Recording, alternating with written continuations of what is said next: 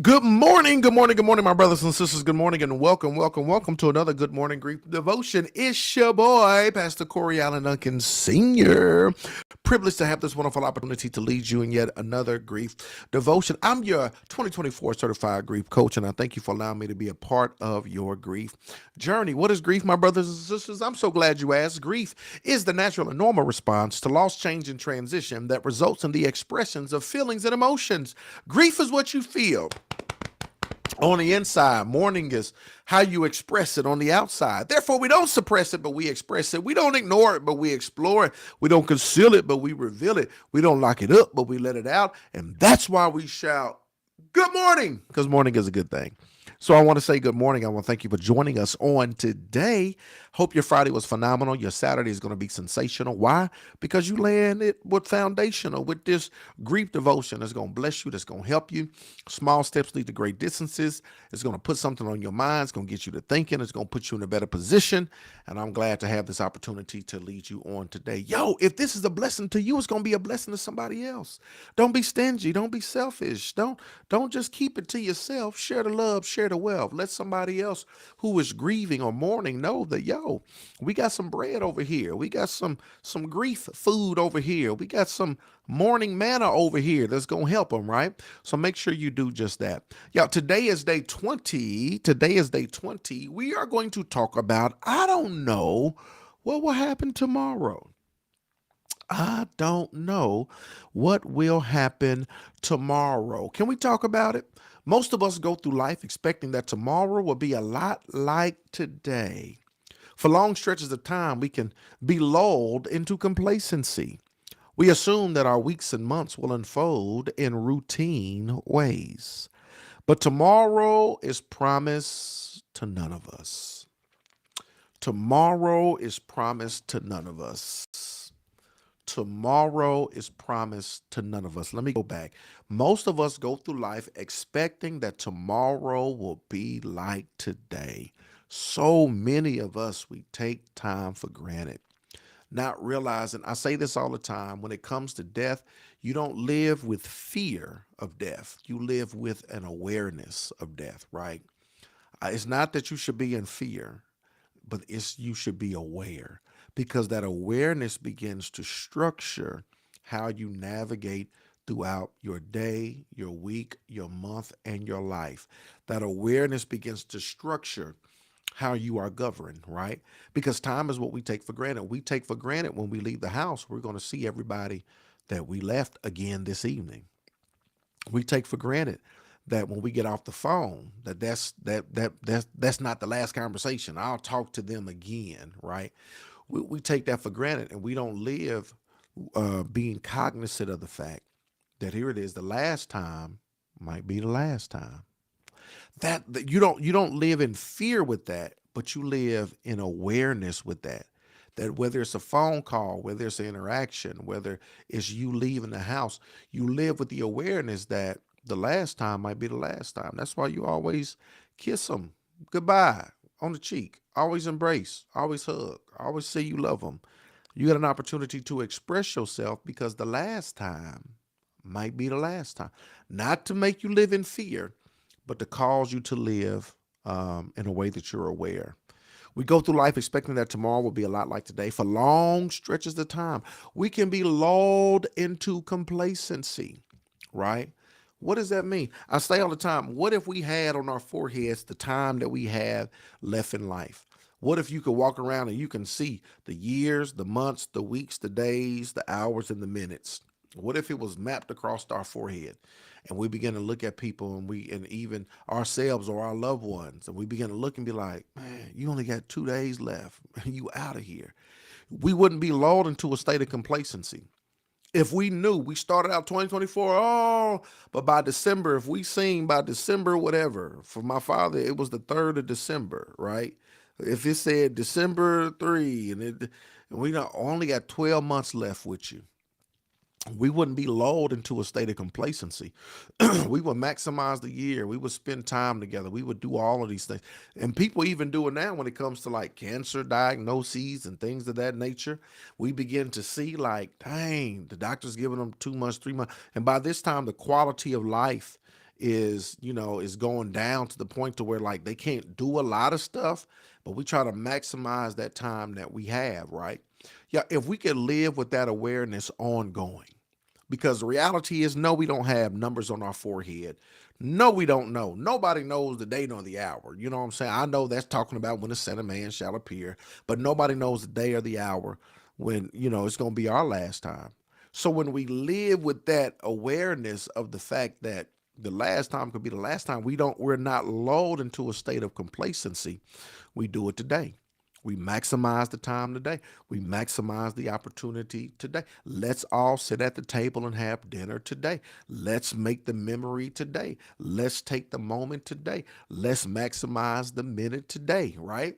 You live with that awareness, which causes you not to be in a state of complacency, but to position yourself to optimize the life that you have right now, not tomorrow, but right now, right? For long stretches of time, we can be lulled into complacency. We assume that our weeks and months will unfold in routine ways. But tomorrow's promised to none of us. The death of my loved one has made me acutely aware of this reality. How many of y'all, before they died, you really wasn't aware to the extent that you are now? Nothing makes you more aware than the death of a loved one. Nothing makes you more cognizant of time, of people, of presence, of minutes, of moments than the death of a loved one, right? And that's why I always say you got to make memories so you can take memories, right? That you got to optimize and maximize the time. And this is the thing, I know your loved one has transitioned. We can't do anything about the time we've lost. The question is, what are you going to do with the time you have left? We got to maximize this time. Now I realize that I don't actually know what will happen tomorrow. How I respond to the reality of life's uncertainty is up to me. I may naturally feel anxious about it, worried about what will happen next. But I'm becoming aware that I can choose to surrender to the uncertainty instead and simply live in gratitude for this day. Yeah, you got two choices. You can live with anxiety about it, right? You can say, yeah, life is uncertain. I don't know when people gonna leave, so I can feel anxious, naturally feel anxious about it, and I can worry about what will happen next all the time. You can do that. That's no way to live, but you can do that.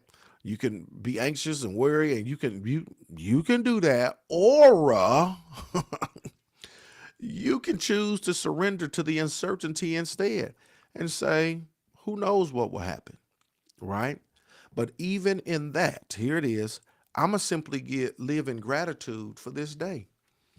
It's uncertain. I can't control nothing. Who knows what will happen? But I'm going to live in gratitude for this day. I'm going to live in gratitude for this day. And I'm going to maximize whatever opportunity presents itself today, right? I'm going to kiss my babies on the cheek today. I'm going to kiss my wife on the cheek today, right? I'm going to if we got time, we're going to sit down and have breakfast today. We're going to talk today. I'm going to tell them I love them today. I'm going to live in gratitude for today. And if God gives me and graces me and grants me with another day tomorrow, I'm going to do the same thing again tomorrow. But I know that we have to live in uncertainty because we don't know.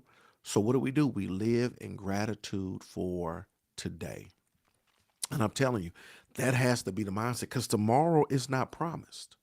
So we got to live in gratitude for the day to maximize just what you have. That's what the Bible means when it says, give us this day our daily bread, right? It's like, give me what I need for today. Because tomorrow, I don't know. I might not have tomorrow. So give me the grace, the patience, the love, the mercy, the forgiveness. Give me the understanding. Give me the strength that I need for today. God, give me the gratitude that I need for the day. Give me the opportunity to maximize and optimize what I have today. And if you bless me with another one tomorrow, then hey, I'm going to take advantage of that too. But since today, they say tomorrow yesterday is history, tomorrow's a mystery. Today is all we have. That's why they call it the present or something like that. I done messed it up. But y'all understand, today is a gift. Yesterday is history, tomorrow's a mystery, today is a gift. That's why it's called the present. That's what it is. Today is a gift. That's why it's called it is a present, right? And so it's unwrapping the present that God has given you in the form of today, and having gratitude for the gift of today, and maximizing and optimizing the gift that God has given you on today. Here's the final reflection, y'all. Life is one surprise after another, but the deepest me remains steadfast. Life is one surprise after another. Remember, grief deals with loss, change, and transition, not just death. And so, even in living your life, life is one surprise after another. But the deepest you must remain steadfast. Remain steadfast and unmovable. I think that's 1 Corinthians 15. Always abounding in the work of the Lord. Um, so continue to walk in that. Today is day 20, my brothers and sisters. We're talking about, I don't know what will happen tomorrow, but I am going to live in gratitude for today. Holla at your boy one time for the one time. If y'all got questions, talk to me. Talk to me. If y'all got questions, drop it like it's hot. Good morning to each and every one of you. Live in awareness, not fear. Hey, Courtney Latrice, thank you so very much. Ain't that it? I once heard it said, live each day like it's your last, and you'll never live with any regrets. That's right. Period. That's on the period. That's on the period. I appreciate y'all tuning in. I appreciate y'all joining. I hope and pray y'all have a sensational Saturday. Y'all ain't got no questions coming through. That's we gonna live that thing. We gonna do that thing. We gonna walk in that thing. And I appreciate each and every one of y'all. Continue to join us, y'all. We gonna make it one day at a time. One day at a time. We gonna navigate through this thing. So I appreciate y'all's time. I hope and pray y'all have a sensational Saturday. We gonna get through it. I love y'all with the love of the Lord. I'll see y'all soon. Let's go.